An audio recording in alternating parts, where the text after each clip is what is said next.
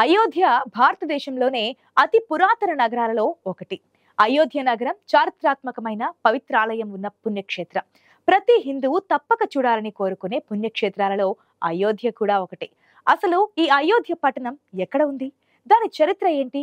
అయోధ్య నగరానికి ఆ పేరు ఎలా వచ్చింది అనే విషయాలు చాలా మందికి తెలిసి ఉండదు.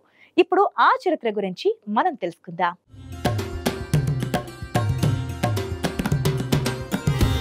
అయోధ్య భారతదేశంలోని అతి పురాతన నగరాలలో ఒకటి. అయోధ్య నగరం చారిత్రాత్మకమైన పవిత్రాలయం ఉన్న పుణ్యక్షేత్రం. ప్రతి హిందువు తప్పక చూడాలని కోరుకునే పుణ్యక్షేత్రాలలో అయోధ్య ఒకటి. శ్రీరాముడు ఈ అయోధ్య నగరంలోనే జన్మించినట్లు చరిత్ర చెబుతోంది. విష్ణువు శ్రీరాముడిగా అవతరించిన ప్రదేశమే అయోధ్యపురి.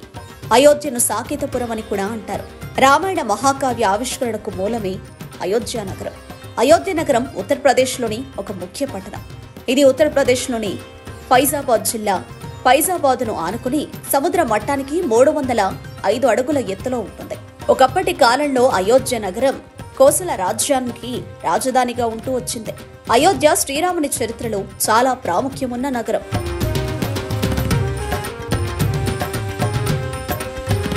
రామాయణాన్ని అనుసరించి చూస్తే ఈ నగరం 9000 సంవత్సరాలకు పూర్వం వేదాలలో మొదటి పురుషుడిగా హిందువులకు ధర్మశాస్త్రం అందించినట్టుగా పేర్కొన్న మనుపు చేత స్థాపించబడింది. మరికొన్ని ఆధారాలను బట్టి ఈ నగరం సూర్యవంశరాజు అయిన ఆయుధ్ ద్వారా నిర్మించబడిందని తెలియజేస్తున్నాయి. సూర్యవంశ చక్రవర్తులు పాలించిన కోసల దేశానికి అయోధ్య రాజధాని నగరం. అయోధ్యను రాజధానిగా చేసుకుని హిందూ దైవమైన రామచంద్రుడు పాలించాడు.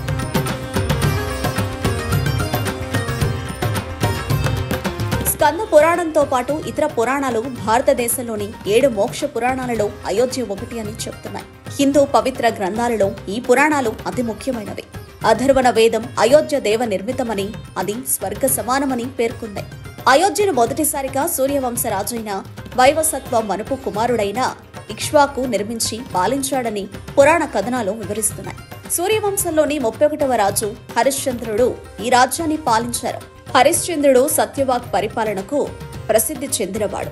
ఆయన వంశం రాజుల గొప్పతనానికి తన సత్యవాక్ పరిపాలనతో ఘనతను తీసుకువచ్చాడు. ఆయన వంశస్థుడైన సగరుడు అశ్వమేధ యాగం చేయ సంకల్పించాడు. ఆ యాగంతో విఘ్నం వైదొలగించి ఆయన ముని మనవడైన భగీరథుడు గంగానదిని విశేష ప్రయత్నం చేసి భూమికి తీసుకువచ్చాడు. అనంతరం వచ్చిన రాఘ మహారాజు రాజ్య విస్తరణ చేసి పేరు గడించి సూర్యవంశంలో మరో వంశకర్త అయ్యాడు. రఘు మహారాజు తర్వాత సూర్యవంశం రఘువంశంగా కూడా పిలువబడింది. రఘు మహారాజు మనవడు దశరథుడు. దశరథుడి కుమారుడు రామచంద్రుడు.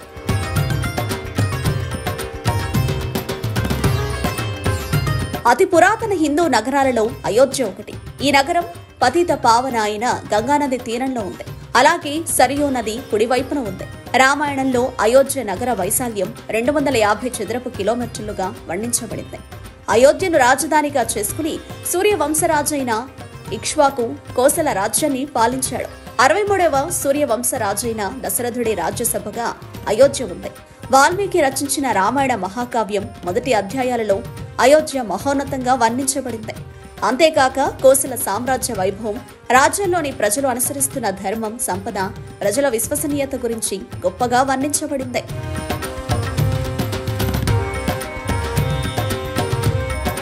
తులసిదాసు తిరిగి రచించిన రామచరిత మానస్లో అయోధ్య వైభవం తిరిగి వర్ణించబడింది. తమిళ కవి కంబర్ రాసిన కంబరామాయణంలో కూడా అయోధ్య అత్యున్నతంగా వర్ణించబడింది. తమిళ వైష్ణవ భక్తులైన ఆళ్వారులు ఈ నగరాన్ని తమ రచనలలో అయోధ్యను అద్భుతంగా వర్ణించారు. జడభరత, బాహుబలి, సుందరి, పాడలిప్త సురీశ్వరి, హరిశ్చంద్ర, అచల భరత మొదలైన వారు అయోధ్యలో జన్మించిన వారే.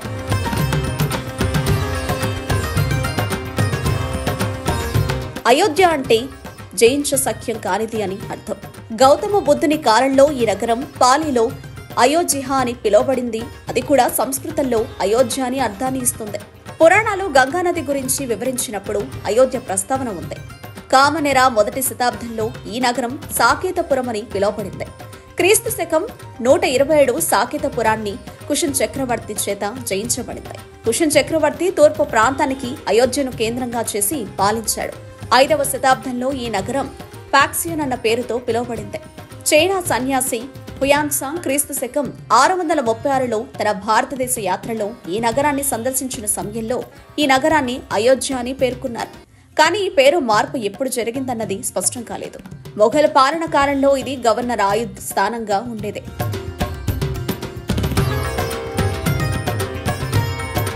చరిత్ర ఇది రాముడి జన్మభూమి అని చెబుతోంది.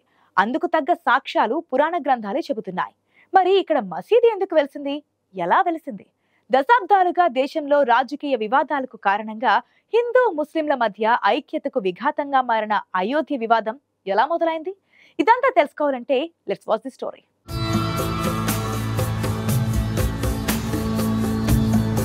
రాముడి గుడి లేని ఊరు ఊరే కాదు అనుకునే దేశం మనది.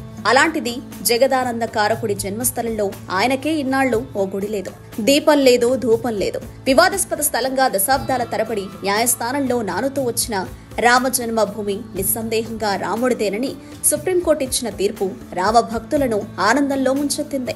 రాముడు పుట్టిన చోటే ఆ రాముడికి ఓ అందమైన గుడి కడితే అందులో కొలువైన దేవుడిని చూసి తరించాలనుకుంది. అపూర్వమైన శిల్పకళతో నా భూతో నా భవిష్యత్ అన్న రీతిలో ఓ అద్భుతమైన దేవాలయ సంకల్పం నెరవేరింది.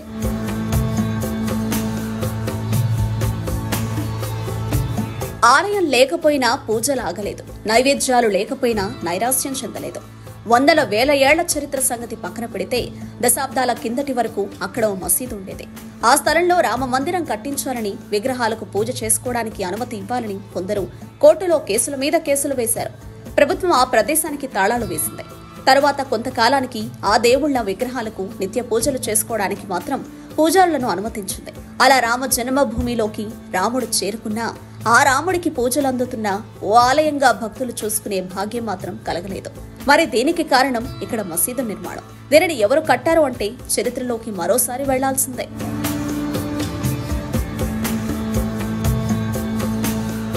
అసలు శతాబ్దాల నాటి అయోధ్య వివాదం ఏమిటంటే 1528లో రామ జన్మభూమిగా హిందువులు భావించే స్థలంలో బాబరీ మసీదు అప్పటి మొఘల్ చక్రవర్తి బాబర్ నిర్మించారనేది ఆరోపణ.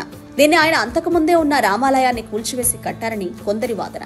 1853లో తొలిసారి అక్కడ మత విద్వేషాలు మొదలవగా అప్పుడు గొడవలు జరిగాయి. 1859లో ఆ ప్రాంతంలో ఫెన్సింగ్ నిర్మించి హిందువులు ముస్లింలకు వేరువేరుగా అనుమతి కల్పించారు. 1949లో మసీదు వద్ద సీతారాముల విగ్రహాలను పెట్టారు. అప్పుడు దానిని వివాదాస్పద భూమిగా ప్రభుత్వం ప్రకటించింది.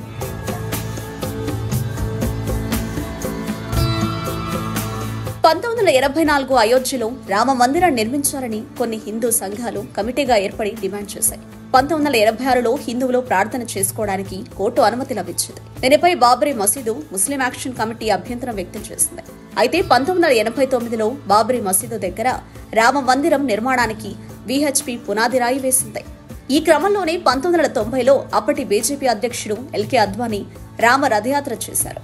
1992 డిసెంబర్ 6వ తేదీన బాబ్రీ మసీదును కరసేవకులు కూల్చేయగా దేశవ్యాప్తంగా మత కల్లోలాలు జరిగాయి. అప్పుడు భారత ప్రధానిగా ఉన్నది పివి నరసింహారావు. దీన్ని నివారించలేకపోయినా ఆయనకు ఇది రాజకీయ జీవితం మీద ఒక మచ్చలా మిగిలిపోయింది. మత కల్లోలాలు 2000 మంది వరకు చనిపోయారు. దీంతో 1992 దలీర్ బర్హాన్ కమిషన్ ఏర్పాటైంది. 2010లో వివాదాస్పద భూమిని కక్షిదారులు పంచుకోవాలంటూ అలహాబాద్ హైకోర్టు తీర్పునిచ్చింది. అయితే అలహాబాద్ హైకోర్టు ఇచ్చిన తీర్పును 2011లో సుప్రీంకోర్టు సస్పెండ్ చేసింది.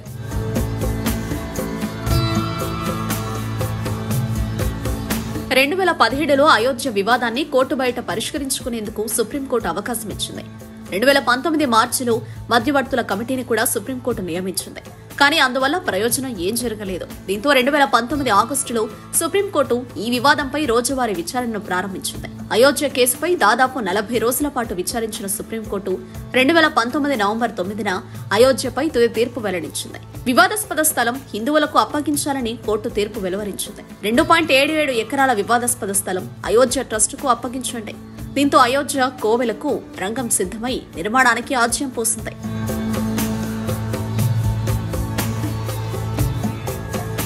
దశాబ్దాల పాటు సాగిన రామ జన్మభూమి వివాదంలో ఎన్నో జరిగాయి. ఆ స్థలం తమకు చెందాలంటే కాదు, తమకు చెందాలని పోరాడిన 3 పక్షాలను కాదని ఆ స్థలం సొంతదారు రాముడేనని స్పష్టం చేసింది సుప్రీంకోర్టు. రాముడి తరపున ఓ సంరక్షకుడిని నియమించాలని, దేవాలయ నిర్మాణాన్ని స్వతంత్ర ట్రస్టుకి అప్పచెప్పాలని సూచించింది. తర్వాత శ్రీరామ జన్మభూమి తీర్థక్షేత్ర ట్రస్టు పేరుతో 15 మంది సభ్యులతో గత ఫిబ్రవరిలో ప్రభుత్వం ఏర్పాటు చేసిన స్వతంత్ర ట్రస్టుకి కూడా నాయకత్వం వహిస్తున్నారు. రామ మందిర నిర్మాణ బాధ్యత అంతా ఇప్పుడు ఈ ట్రస్టుదే. మహంత్ నృత్య గోపాలదాస్ ట్రస్టు అధ్యక్షులుగా ఉన్నారు. కోర్టు అప్పచెప్పిన 2.77 ఎకరాలకు తోడు 1990లోనే రాష్ట్ర ప్రభుత్వం సేకరించిన భూమితో కలిపి మొత్తం 67.703 ఎకరాలను ప్రభుత్వం ఈ ట్రస్టుకు బదిలీ చేసింది. నిజానికి శ్రీరామనవమి లేదా అక్షయ తృతీయ రోజున మందిర నిర్మాణానికి శ్రీకారం చుట్టాలనుకున్నారు. అయితే లాక్డౌన్ అడ్డు రావడంతో మే చివరి వారంలో ప్రారంభించారు.